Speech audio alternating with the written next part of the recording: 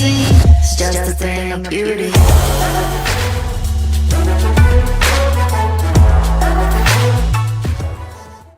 The second day of the team tournament showed how much tactical thinking is needed in this competition. The American team miscalculated, because of which they missed all their advantage over Russia. They chose Karen Chen, the second number of the national team, as a representative in women's skating. The girls' affairs were difficult this season. She never skated a short program without mistakes. Her problems for the season were obvious. But in the US, they still decided to trust Karen.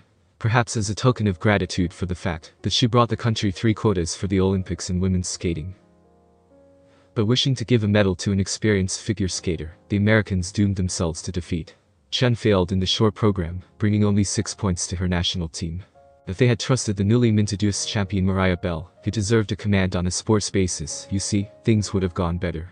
She was much more stable in the season, and probably would have brought more points.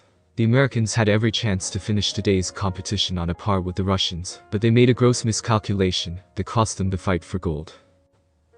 Vincent Su, who replaced Nathan Chen in men's skating, did not improve the situation. He made many under-rotations and lost to Mark Kondratyuk, finally putting an end to the USA's chances of winning. The Americans lost their trump card, and tomorrow they are waiting for competitions in which they are traditionally weaker. Only a miracle will help them to win back 3 points behind our team. It seems that there can be no more talk of any confrontation between Russia and the United States. The final day of the team tournament will begin with pairs competition. The Chinese team will most likely not be able to compete for bronze. The hosts of the Olympiad reached the final from 5th place, almost losing to Georgia. They are 10 points behind Japan in 3rd place. Only fantastic circumstances will help them to make up for such a gap, but we do not take them into account in our scenario. Once again risking the health of their main hopes in pair skating, Wenjing Sui and Han Kong, for the sake of a very illusory chance to compete for bronze, is extremely absurd. Therefore, the Chinese decided to save their leaders, and made a replacement for Chen Peng and Yang Jin. This pair is also quite strong, but in terms of skill and class it is inferior to Miss Hina and Galyamov. So our guys will not have serious competitors.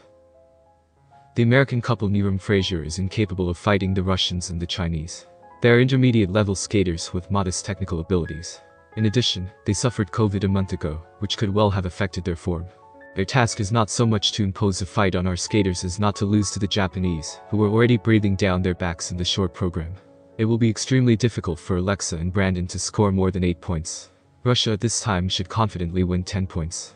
So after the couples competition, the gap should increase.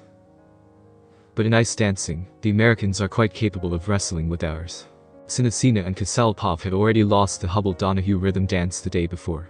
In the free program in the US national team, it is planned to be replaced by an equally strong duet of Chalk Bates, so Vika and Nikita should not make stupid mistakes. Rehabilitate for failure for the wards of Alexander Zulin is now a matter of honor. Losing to the Americans for the second time in a row will undermine the reputation of Sinitsina and Kasalpov before the personal tournament, and finally deprive them of their chances for gold. So Vika and Nikita urgently need a victory. If this happens, they will add 10 points to Russia's piggy bank. In the worst case, they will bring only 9, and the Americans will win back 1 point. Sinitsyn and Kasalpov should not fall below the second place. So after ice dancing, the advantage should still be ours. The Russian team should approach the women's tournament with a margin of 3 to 7 points from the United States, and this can already be considered a guaranteed victory. Kamila Valieva does not even have to perform at full strength to complete the success of her team.